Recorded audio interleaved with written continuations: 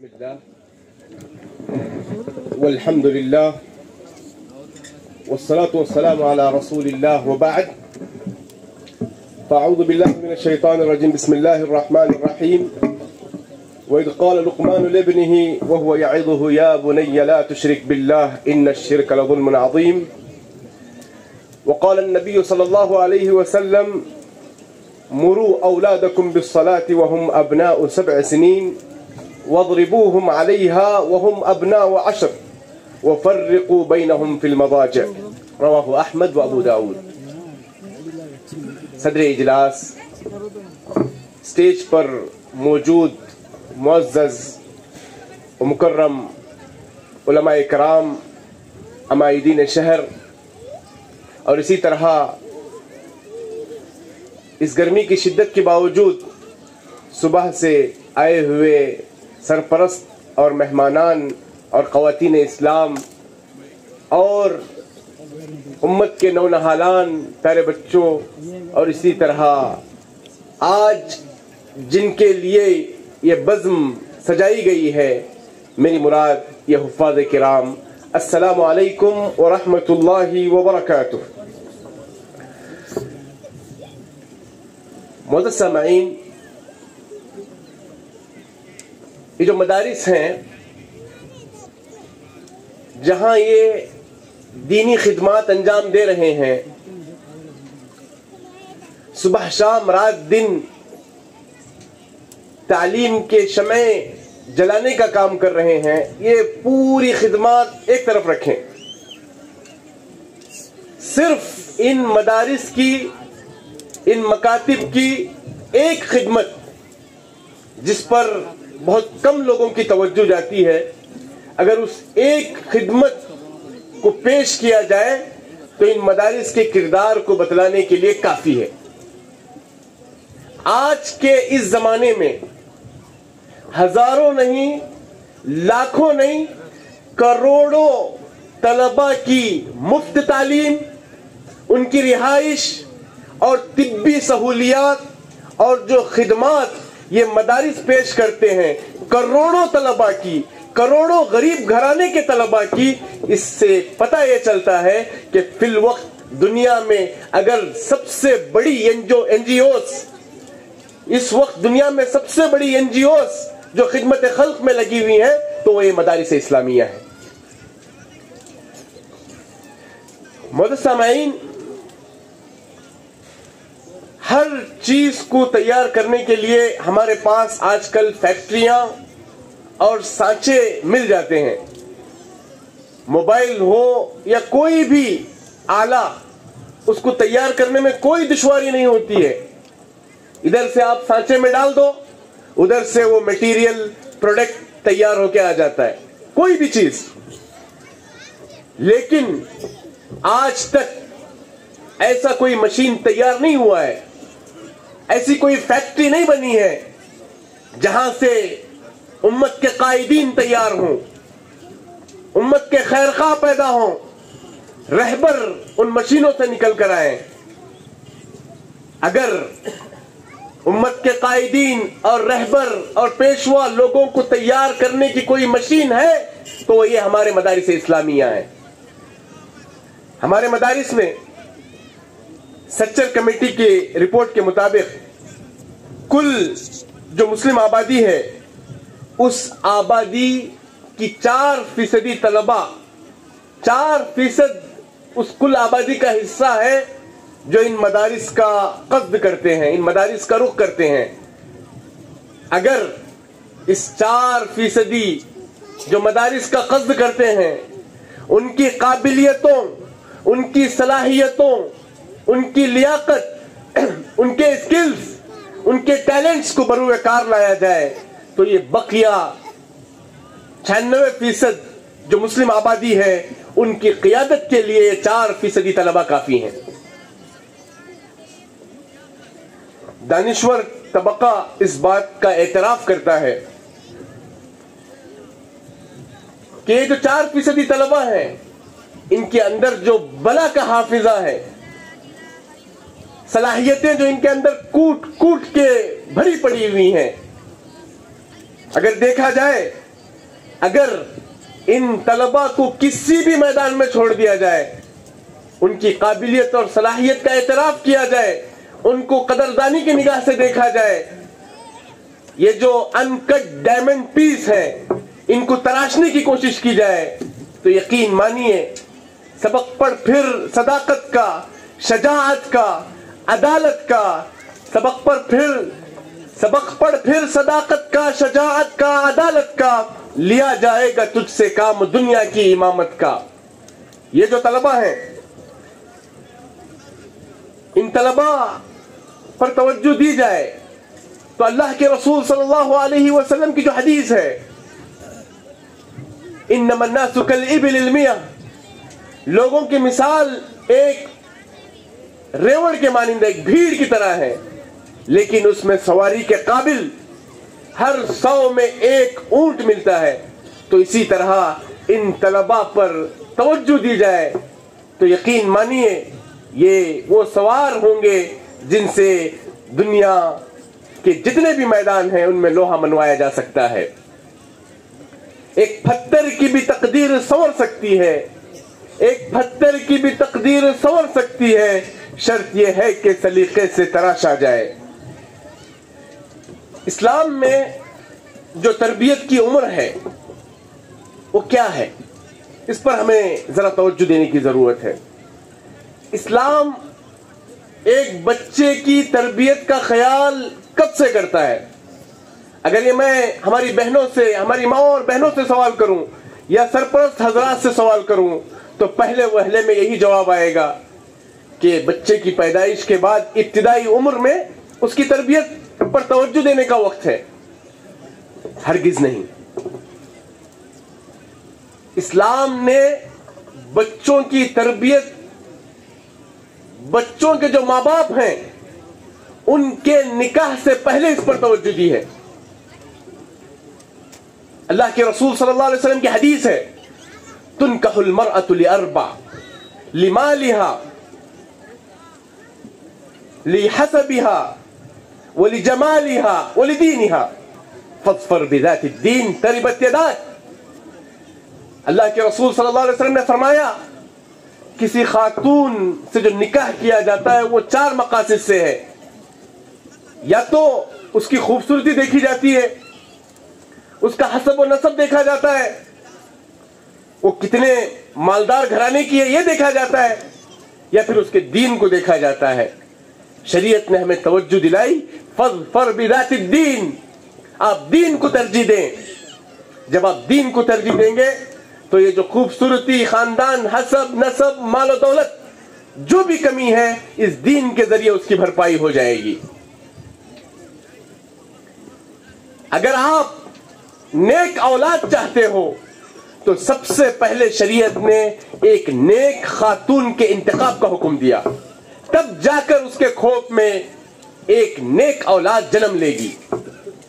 کیونکہ یہ جو نیک اولاد ہے دنیا میں جو باعث افتخار ہے ہی، اس کے ساتھ ساتھ انسان کے مرنے کے بعد جو چیزیں کام آتی ہیں، اذا مات الانسان انقطع عمله، جب انسان مر جاتا ہے تو اس کے پورے اعمال منقطع ہو جاتے ہیں سوائے 3 چیزوں کے، صدقۃ جاریہ، اپنی زندگی میں کوئی صدقہ جاریہ والا کام کر کے گئے ہوں، یا پھر کوئی ایسا علمی کارنامہ جس سے لوگ فائدہ اٹھا رہے ہوں، یا تیسری چیز او ولد صالح یدعو لہ۔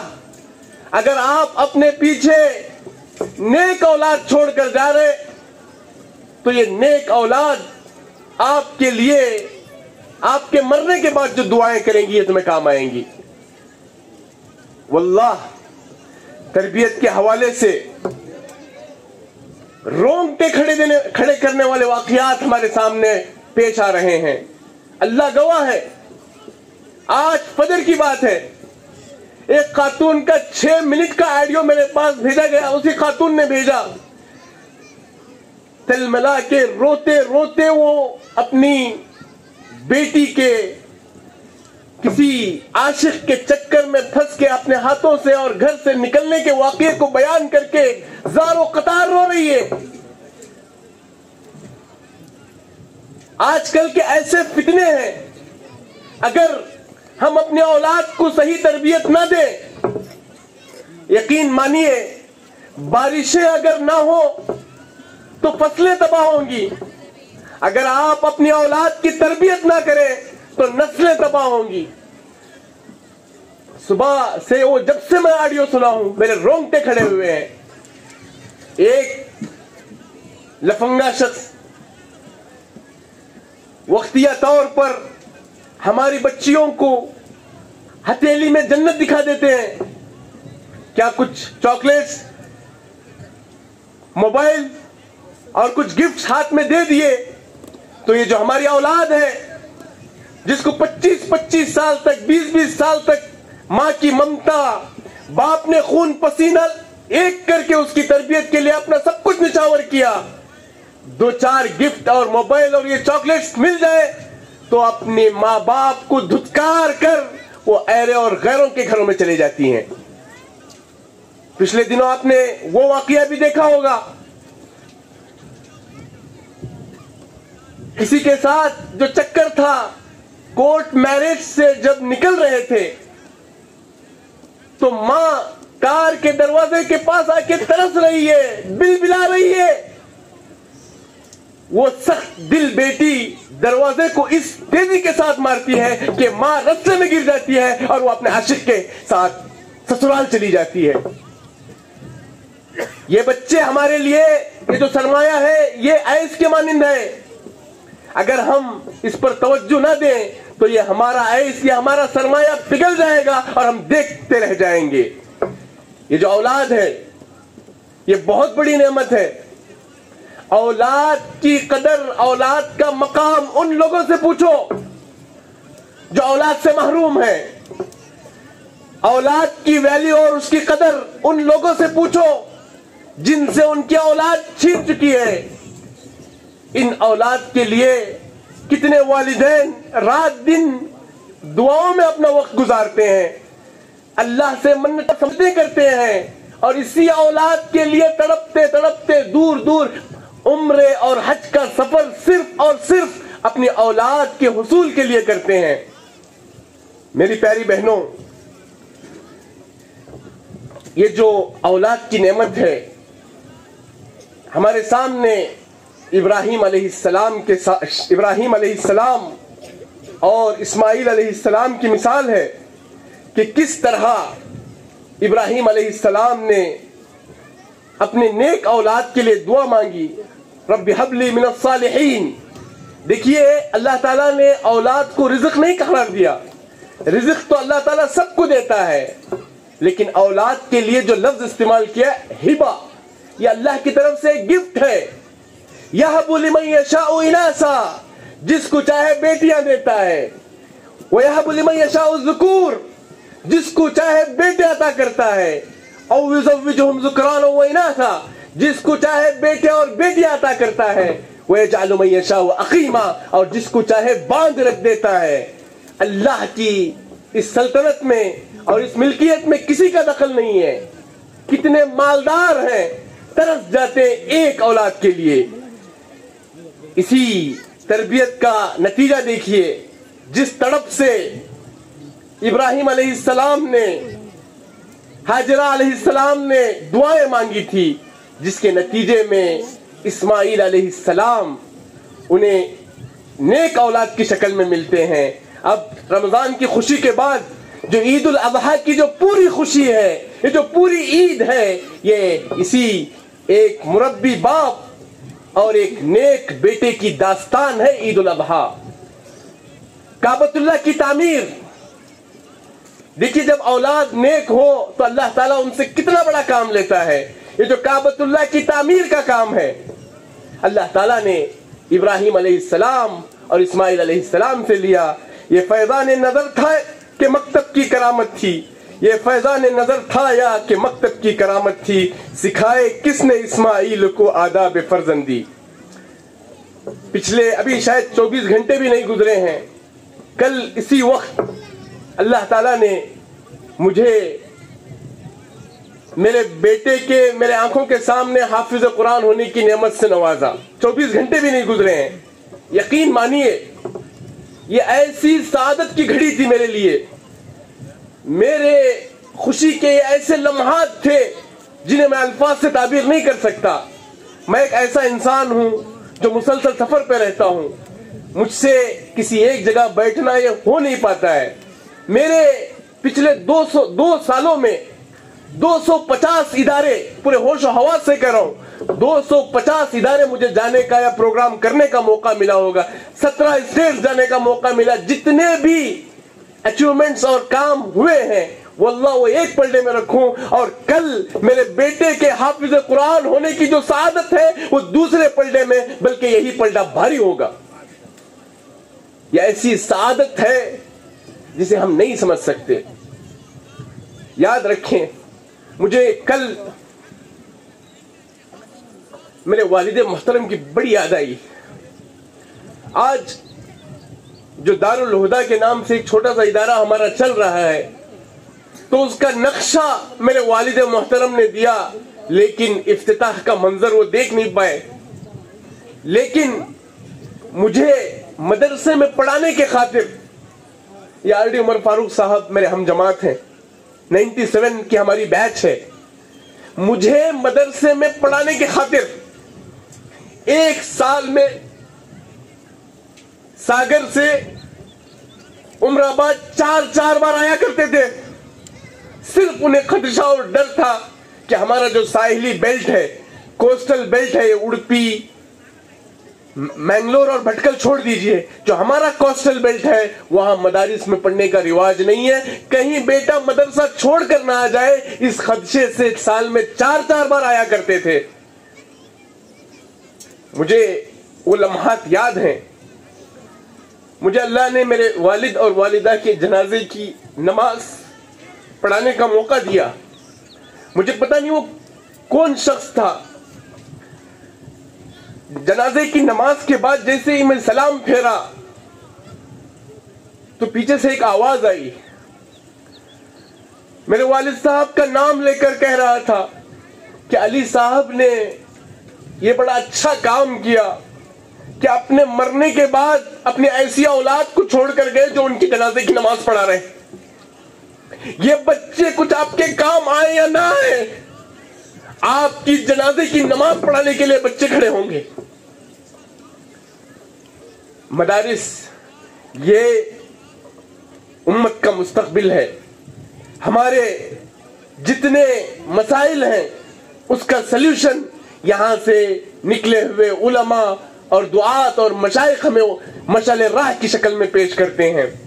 یاد رکھیے, اولاد کی تربیت میں سب سے پہلے اور بنیادی چیز یہ ہے کہ ماں باپ کا نیک ہونا بے حد ضروری ہے. رزق حلال, اس کا التزام بے حد ضروری ہے. سورہ کہف میں جو کہا گیا وَكَانَ أَبُوهُمَا صَالِحًا, ان 2 یتیم بچوں کے جو باپ تھے وہ بڑے نیک تھے. اور روایتوں میں آتا ہے کہ وہ 8ویں پشت اوپر تھے. جیسے کہتے ہیں نا باپ دادا پردادا اکڑ دادا لکڑ دادا, اس طرح 8ویں پشت کے دادا کی جو نیکیاں تھی ان کے نیکیوں کا بدلہ 8 پشت بعد ان کی اولاد کو مل رہا ہے. اور اسی طرح سعید ابن مسیب رضی اللہ عنہ کے بارے میں آتا ہے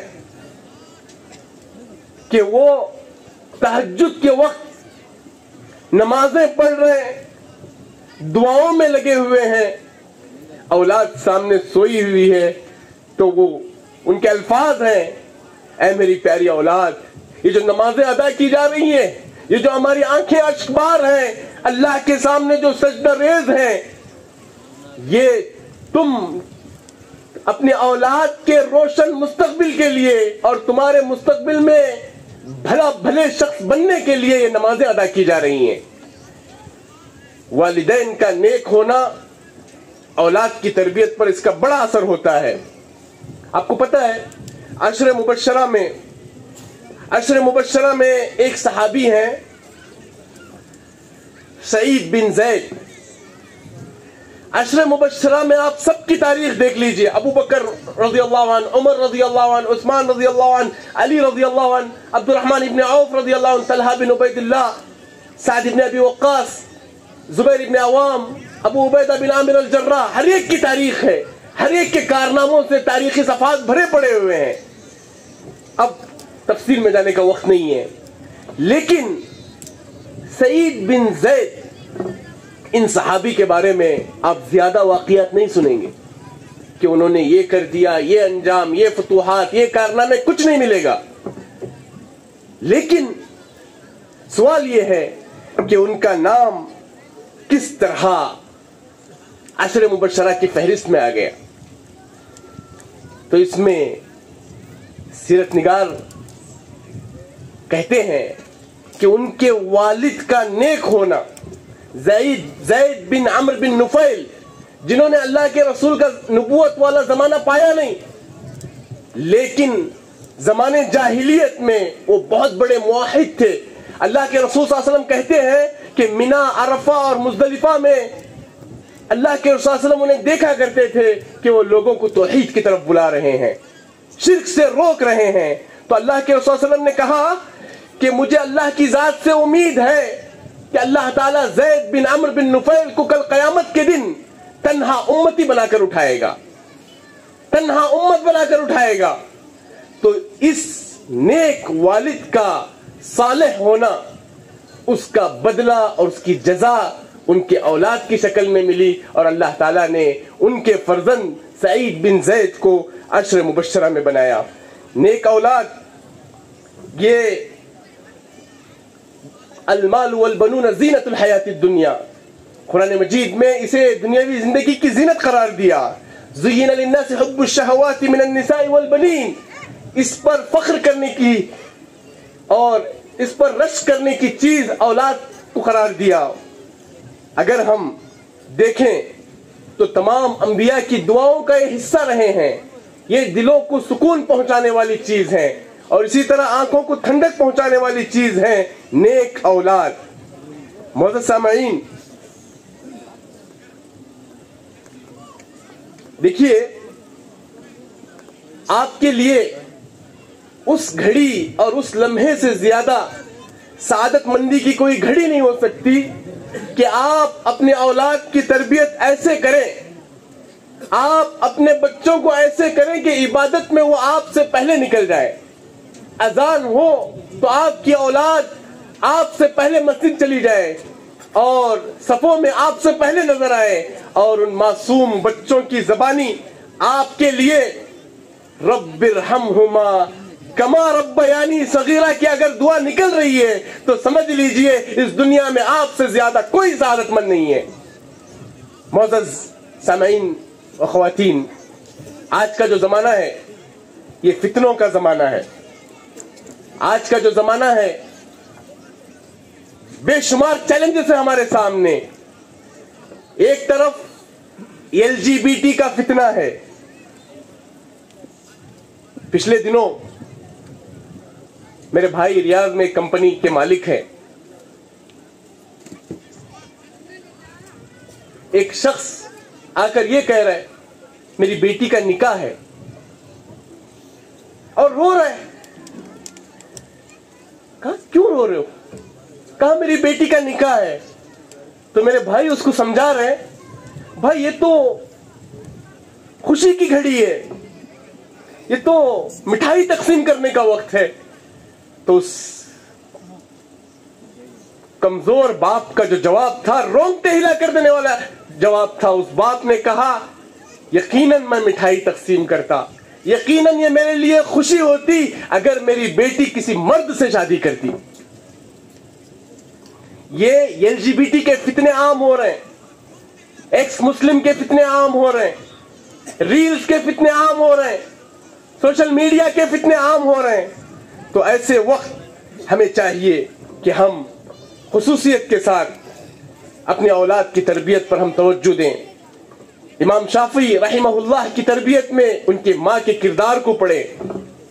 امام مالک کو ان کی ماں نے کس طرح راتوں میں جگا کر وضو کرا کر रबिया बिन अब्दुल रहमान रहिमहुल्लाह की महफिलों में भेजा करती थी। इमाम अहमद इब्न हम्बल, उनकी वालिदा की किरदार को पढ़े। बहर कैफ ये हरपनहल्ली में दारुस्सलाम और जो दीगर हलका तहफीजुल कुरान हैं, ये हमारे बच्चों के मुस्तकबिल के हिफाजत के गहवारे हैं। इन इदारों की कदर करें, वरना अपने बच्चों की तालीम के लिए लोग 300, 500, हजार किलोमीटर दूर भेजकर बच्चों की तरबियत करते हैं। ये ऐसी नेमत है कि हर माँ को सजदे शुक्र बजा लाना चाहिए। मैं इसी पे अपनी बात को इत्तिफा करते हुए रब्बुल आलमीन से दुआ गो हूँ कि हम सबको अपने औलाद के सिलसिले में संजीदा बनाएं और अपने बच्चों के रोशन मुस्तकबिल की तैयारी हमें अभी से करने का मौका इनायत फरमाए। और अल्लाह के शुक्र के बाद मैं दारुस्सलाम के जिम्मेदारान का खुसूसियत के साथ शुक्र बजा लाता हूँ, जिन्होंने मुझे आज यहाँ इस मजलिस में आने का मौका इनायत फरमाया। फजज़ाकुमुल्लाहु खैरन व शुक्रन। अस्सलामु अलैकुम व रहमतुल्लाहि व बरकातुहू।